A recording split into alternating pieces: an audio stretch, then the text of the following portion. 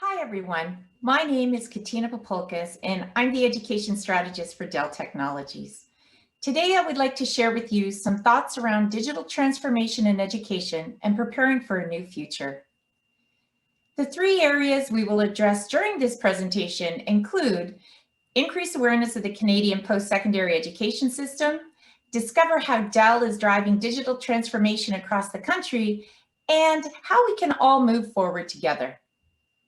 To start with, how have you been digitally transformed in your own personal life over the past year?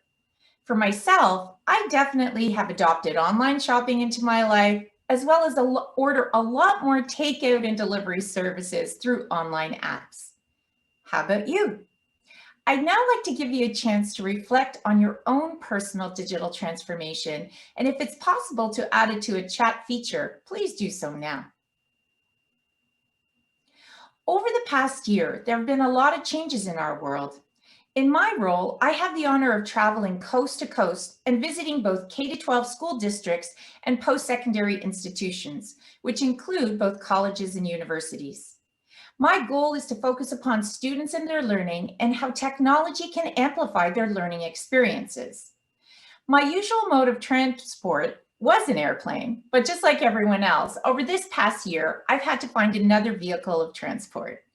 Zoom Airlines allows me to continue my travels and my role, just in a virtual way. So let's get started. Let me share a bit about the country of Canada. Canada is one of the largest countries in the world by landmass, but in terms of population, we are at a comfortable 36 million people spread out over 10 provinces and 3 territories. Canada is an officially bilingual nation, which means that English and French are our two official languages for all federal services. In terms of approach to education, Canada is unique. Education falls under provincial jurisdiction, which means that each province and territory has a Ministry of Education dedicated to K-12, as well as a Ministry of Colleges and Universities for our post-secondary. Our federal government does not participate in provincial education policy development. Each ministry is required to create their own provincial education system, which includes developing curriculum, accreditation, and more to meet the specific learning needs of the people and the province. Funding for education goes to the provincial ministries and is distributed to school districts and institutions as they see fit. Education leaders from the ministries meet on a regular basis across the country to ensure they are aligned and moving forward together, so Canadian students are able to attend schools across the country with few differences in approach. Most students attend K-12 and then attend a post-secondary institution, which may include community college for 2 years, trade schools for a couple of years, and/or university for 4 years for an undergraduate degree. To apply to schools across the country, Canadian students only need a high school diploma. There are no standardized test requirements at the post-secondary level.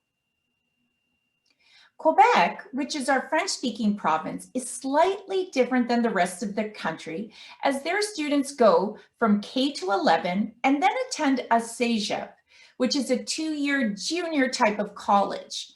Once they have completed their cégep, they attend university for 3 years. So the total number of years of schooling in Quebec is aligned with the rest of the Canadian provinces. If a Quebec student who has already completed their cégep requirements applies to a post-secondary school outside of their province, they usually are accepted as a second-year student. Now, data from 2018 indicates Canada has just over 2 million students in post-secondary. And as you can see, we have a growing number of international students, most of whom come from India and China. An interesting fact is that Canada is recognized by the OECD as being one of the most educated countries in the world, and this recognition has been in place since 2010. Close to 60% of Canadians have a post-secondary diploma or degree of some sort. Many people are surprised to hear that Canada has so many graduates. And in all honesty, all I can say is that post-secondary education is an expectation for most in our school system. Through government subsidies, Colleges and universities are able to keep tuition rates at a decent level, so entry is not a hardship. In addition, the provincial governments offer loans and grants for those in need, and the federal government contributes through a registered education savings plan, or an RESP, where parents and guardians can save tax-free funds for their children's post-secondary education. This past year has impacted the entire world in a variety of ways. And of course, there has been an impact on our education systems across the country. For many students and educators, they have spent a year of learning, some online, some on site, some synchronous, as well as asynchronous. And through the year, we have seen two major issues emerge that have impacted all of us. And they are mental health and wellness, as well as equity. If we look at Canadian data from our National Centre for Addiction and Mental Health, or CAMH, 20 to 25% of Canadians are feeling lonely, somewhat anxious, and a bit depressed. If we dig a little deeper into these numbers, we can see that those in the age range of 18 to 39 are experiencing a stronger rate of these feelings. And if we look at gender, it is impacting women even more so, especially if they are caregivers. And this is the age range for many of our post-secondary students. So colleges and universities across the country are making sure to intentionally fund programs and projects to support mental health and wellness. Because if institutions want our students to be successful in their learning, there needs to be a focus on health and well-being with extra supports in place. Since 2015, Canada adopted the Truth and Reconciliation Report, which acknowledges the effects of residential school system on our Indigenous people. The reconciliation process engages people in open and honest conversation to understand our diverse histories and experiences. As a result, colleges and universities across Canada have created new leadership positions to promote reconciliation, as well as the development of new post-secondary departments, which are dedicated to the learning and history and language of our First Peoples. In addition to reconciliation, equity, with a focus on diversity and inclusion for others, is another prominent issue that has been brought to the forefront, especially over this past year. From gender to racialized and marginalized communities, colleges and universities are dedicating funds and resources to break down traditional structures that have left so many on the outside and are making an intentional effort to work towards a more inclusive environment. So, to consolidate, Canada is a nation that expects its people to attend post-secondary learning in some way, shape, or form. There is dedicated funding and support from government programs to make it accessible for most. There is a focus on mental health and wellness, equity, and a recognition of our First Peoples. This is the foundation of the Canadian post-secondary education system as we continue our digital transformation and prepare for the future. Now, here are our guiding questions for this section. What is driving digital transformation, and what might it look like? So why should we focus on transforming and innovating? Well, there are three major reasons to focus on transforming and innovating. One, digital transformation is already happening in our society. So it's just a natural part of what's going on in our world. Number two, we need to prepare our students for their workforce of tomorrow, as well as graduate studies, to keep them going strong. And three, we need to address systemic equity to break down the structural racism and inequities at schools and beyond. And so what do post-secondary schools in Canada look like right now? Well, 90% of our institutions have been closed over the past year. What have usually been centers of bustling with students and laughter and learning are now ghost towns as students are learning from home, both synchronously and asynchronously.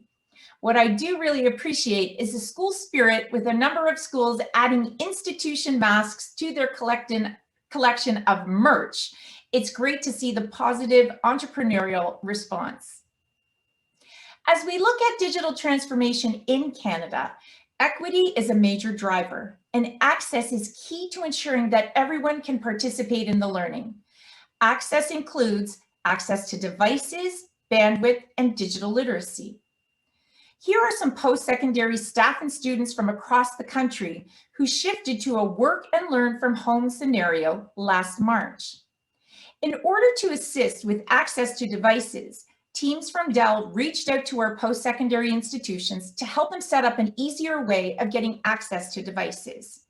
Dedicated websites were created where both staff and students could select their programs and the configurations and apps that were necessary to help them with their online learning. Once the devices were selected, they were shipped directly to their homes so they could quickly and easily log into their learning.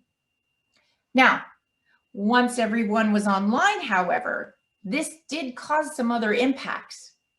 One of the problems encountered across the country is cyber and/or ransomware attacks. And this is mainly due to all the new EdTech tools that are being used, and in some cases, weak passwords. Dell teams who specialize in cybersecurity have worked with a number of our schools using the NIST cybersecurity framework in hopes of helping the schools identify, protect, detect, respond, and recover from any sort of cyber attack. Furthermore, as one example of a solution, Dell's cyber recovery team protects the most critical data in a vault environment. As attacks become more sophisticated, Dell has developed some great solutions to protect an institution's most important data. Okay, now it's story time. As mentioned earlier, both staff and students are working and learning from home. Security is something that needs to be considered, and we still need to keep the learning moving forward. So let's hear some stories about how Dell's education team has been driving transformation across the country. Let's start in the province of Ontario. I would like to introduce you to Joel. Joel is a second-year college student who wants to get into the workforce as soon as he graduates. He knows there is a great need for people in the IT industry, and he is filling in course selection to increase his digital literacy as much as possible in his last semester. You might be wondering how we define digital literacy, as there is more than one meaning to the term. When we start to unpack digital literacy, it can mean several different and overlapping things. It's much more than just technological know-how, but it encompasses how to act responsibly within the norms of different technologies. So let's start with web literacy. This includes social media literacy and how to determine what is accurate and what is misinformation. Cyber literacy includes how security works to protect yourself and others. Data literacy includes an understanding of data, what data is being collected, where it is being stored, as well as automation of that data. And hardware literacy, this is really around how things actually work. One example of how Dell supports hardware literacy is the Tech Direct program. This is a 12-course online program that usually takes IT departments through the process of fixing Dell devices. Although IT may be the primary candidates for this program, it has now been incorporated into many college curriculums to ensure both students and staff have the opportunity to have access to authentic learning and be able to fix their own devices. It's a perfect program for the times as it's online, self-paced so learners can go at their own speed and be empowered to fix their own devices while at home. Furthermore, once a student or staff takes the online exam, they are officially certified with Dell Tech Direct for 2 years. In this unsettled year of learning, this is a nice way to add additional qualification or certification and put it on their resume so it can be used part of their application for the workforce. Another example of supporting digital literacy with teaching and learning is a joint partnership with Dell and Intel around a course with artificial intelligence in the workplace. The goal of this program is to empower future workforce with necessary AI skills for employability in the digital economy. This course includes gaining an understanding of artificial intelligence, accessing and using AI tool sets, and producing solutions through AI projects that capture industry or social impact. And right now, I'm working with some of the colleges in Ontario to bring this program to life. We are just in the middle of training faculty and hope to have it ready for a fall startup. This is new and innovative learning experiences for our students. And in terms of impact, we are preparing our students for the needs of tomorrow, today. These types of partnerships with schools gives Joel the chance to increase his digital literacy skills to help him get into the workforce in roles that are needed across the country. Also, increasing the digital literacy skills of the faculty help the schools grow in their own learning. Now, on to our next story in Ontario. It's time to soar. This is Allison. She's a third-year engineering student. Allison is an engaged student. However, just like other women in STEM fields, she doesn't have many other females in her class. She sometimes feels a bit isolated and out of sync with her male classmates. This year has increased that feeling of isolation, and she is actually thinking about dropping out the rest of the semester. At Dell, we want to keep women like Allison in STEM because we want the female perspective in the industry. Our goals for 2030 include 50% of women as part of our global workforce, with 40% in leadership positions.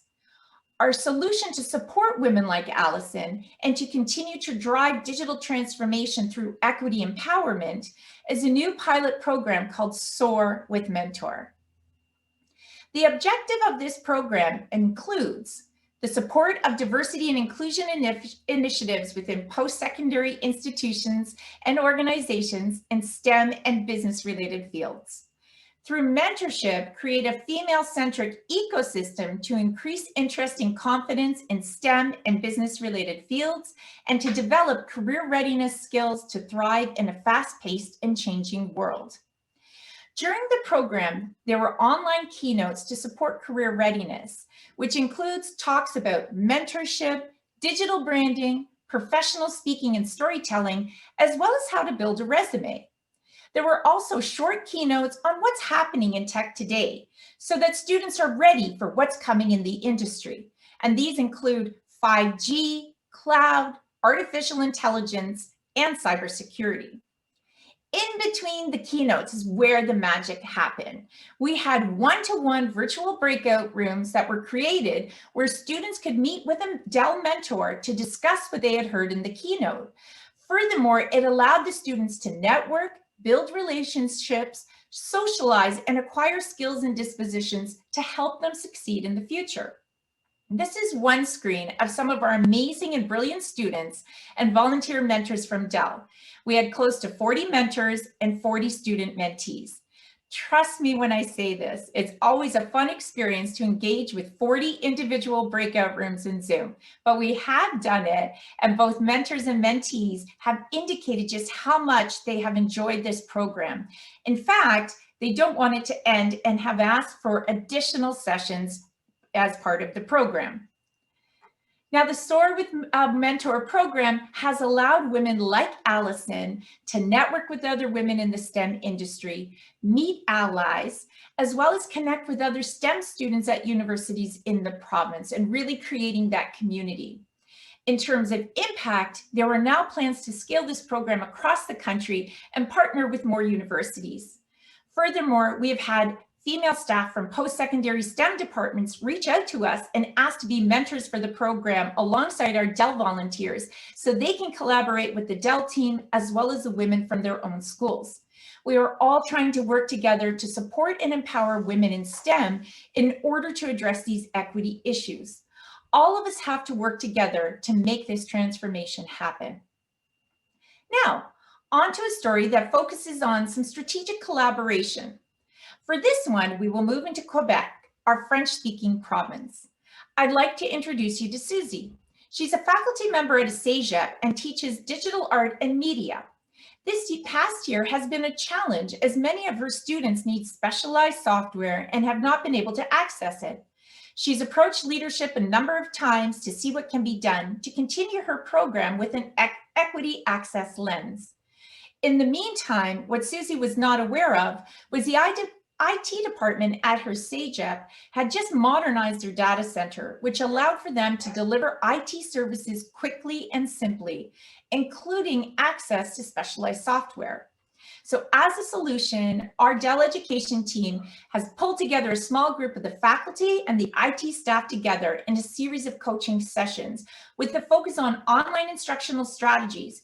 In this way, both sides can collaborate and see what the other needs to keep moving forward and to use the new technology to its potential.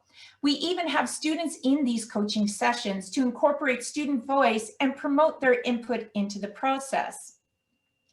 As we work with the team, some best practices for teaching online, which include engaging students, personalizing their experience, has emerged and now can be shared with the rest of the SAGEP staff. The IT staff has now become a more strategic partner with the teaching and learning team. Our professional learning team offers these types of coaching services in a professional learning community format. And so impact from this engagement is there is now a strong and collaborative team that is ready to move forward together into their transformation. They are moving beyond traditional silos and working as a team to support student learning, which is why we're here. Susie has been able to tweak her instructional practice to support student learning and have the technology and the tools deliver what her students need.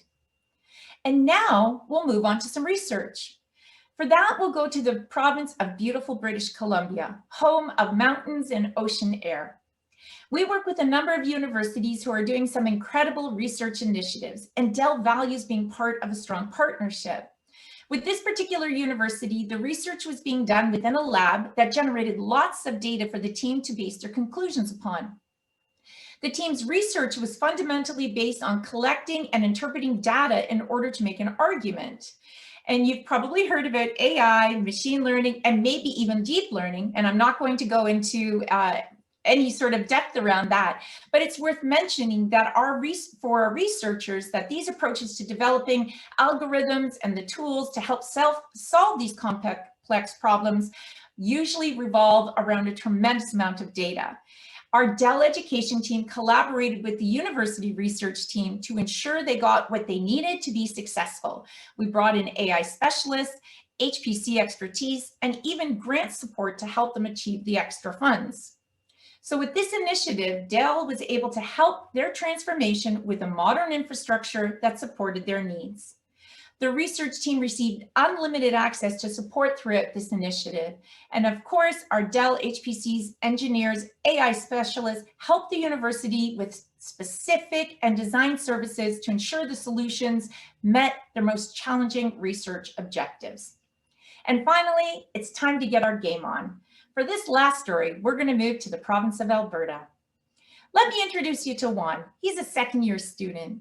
Juan has been disengaged this past year. It's been a challenging one for him, and he has felt that his last year was supposed to be the best one. But now he's living off campus, feeling lonely as most campus activities have been canceled. For Juan's school, esports, which is competitive video game play for an audience, is a solution. 70% of our post-secondary students identify as gamers, with many of them starting their own grassroots clubs, and it really has proven to increase their engagement with campus life. Prior to last year, it was always exciting to bring our esports booth to schools across the country. The students would line up to check out the latest Alienware devices. They would have a blast, and you can see that engagement, and especially right now, some of these students need joy in their lives. Not only is esports fun and a great way to engage students, but esports also offers a variety of opportunities for students to use their global competencies that are high in demand in the workforce right now. And look at how esports is preparing students for the workplace, not just as professional gamers or computer programmers. Last summer, we knew esports was going to be an important part of the school year. So our North American education team held a 3-part series on bringing esports to post-secondary institutions. We invited interested schools to come and join us for a learning adventure. There were keynote addresses from leaders in the esports fields, breakouts and panel sessions to promote small group discussions, and we developed resources together to help create an esports strategy that would work for each school and their situation. As a result, we have a number of teams across the country who have taken on esports, and over this past year, the students were able to engage in some extracurricular. This has helped to keep them connected to the school community through socializing and collaborating. One would prefer to be back on campus and have face-to-face interactions, but during this time, esports has allowed him to connect with his community and stay engaged. Now, although esports has been a strong support for many students over the past year, we also recognize the equity issues that have resulted from this initiative, as esports is mainly a male-dominated industry. For this reason, Dell designed a program for underserved girls in grades 4 to 8 in partnership with Microsoft and Intel to address encouraging more women to enter into the esports as well as STEM fields. And this is how Girls Who Game was born. There are 3 pillars to the Girls Who Game program, where we build a girl-centric ecosystem and focus on girl power, authentic application, and mentorship. Since 2019, we have run 45 clubs across Canada and 25 in the US as well. And now for the first pillar, this is what a girl-centric community looks like. They are on site and happy to be learning and growing together, but they're also working hard on their activities. And while some are totally online, look at those smiling faces, pure joy and engagement. The second pillar of authentic application focuses upon the work the girls do as part of the club. And as mentioned above, these young ladies are developing global competencies and really thinking about how we can address real world problems. Once the girls have designed whatever solution that we're trying to come up with, they move into Minecraft Education Edition to create a prototype of whatever their solution. Their final step is to create a 5-minute pitch to showcase to a panel of judges. And finally, our third pillar centers around mentorship. We know our young ladies need role models to increase their awareness of STEM and engage them in the STEM fields. So we asked the women of Dell, Microsoft, and Intel to create 3 to 5 minute videos, stories to share with the girls on their education pathways and what it's like to work in the STEM space. We also have mentors who do synchronous virtual visit with the girls because we need more female role models in STEM. In addition to all the work we do, there's a lot of fun, and we introduce our club to esports and a total female environment. Now, our post-secondary schools learned about Girls Who Game and kept asking, what can we do at our level? Because they need more women there too. And so we wanted something different than our K-12 clubs. We designed a program called Girls Who Game Equity, which focused on highlighting women in STEM in the esports space. We created a monthly speaker series with Northwest College with 2 major goals: highlight women in esports and STEM space to inspire our Girls Who Game gals, as well as provide a platform to celebrate and hear the stories of amazing women. And the second one is to provide women in high ed secondary esports with mentorship and opportunities to facilitate panels. And we want to replicate this program across North America. Here is a picture of our last panel discussion where we have 7 amazing panelists share their stories, insight, and experience about being a woman in STEM in the esports space. I'm in the top left-hand corner of this screen, and you'll notice a young lady beside me. She is one of our interns hired as part of this initiative. She has had the opportunity to network with some incredible women, learn how to facilitate a panel, and be inspired to reach her dreams. 2 spaces below her is our other intern who has focused more on the technical part of the program. She has been learning how to do live stream components using Twitch and YouTube and is building her skill set in hopes of a greater role in the esports space. Both of these young women are students at the college and from local Indigenous communities. To conclude, esports has been used to engage and support student mental health and wellness, and at the same time, the need for equity allowed us to create new and innovative programs that will help us work towards a more inclusive society. You might be wondering why we have been working on programs and initiatives that I've shared above. At Dell Technologies, we create technologies that drive human progress. We believe that this progress lives at the intersection of technology and humanity, and that our role is to bring innovation to people everywhere so they can thrive in the digital space. We make education better. And so now, in closing, we need to be able to answer the question of how to move forward. We've now spoken about how to transform schools and as well as emphasize mental health and wellness and work towards the elimination of racial inequalities and injustices. So over the past year, we have been in a react and respond mode, and now we are at a pivotal moment as we head towards a new future, and we need to start thinking about reinvention.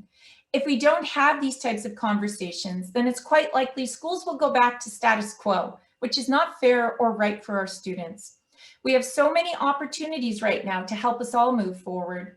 First and foremost, to lead with empathy, create digital inclusion, implement learning models that align with student and community needs, rethink assessment, and think about faculty roles in a different way. And who would have thought that IT could be running everything from home? As well, we need to be having IT at the strategic decision-making table because they need to be part of any forward-thinking visioning. And finally, this is a great chart adapted from an EDUCAUSE article on where post-secondary schools are at and where they may want to be. And they could be in different buckets at different times. So with all of this, I hope you have an increased awareness of the Canadian education system and have some concrete stories of what we are doing to drive transformation across the country. And finally, how to move our post-secondary institutions forward as we move together towards a healthier end of year. One thing I would like to leave you with is the reminder that digital transformation isn't just about technology. It's about empowering learners in ways never before imagined. Thank you very much. My name is Katina Papulkas. I'm from Dell Technologies. Please reach out to me, and I hope you enjoy the rest of the conference.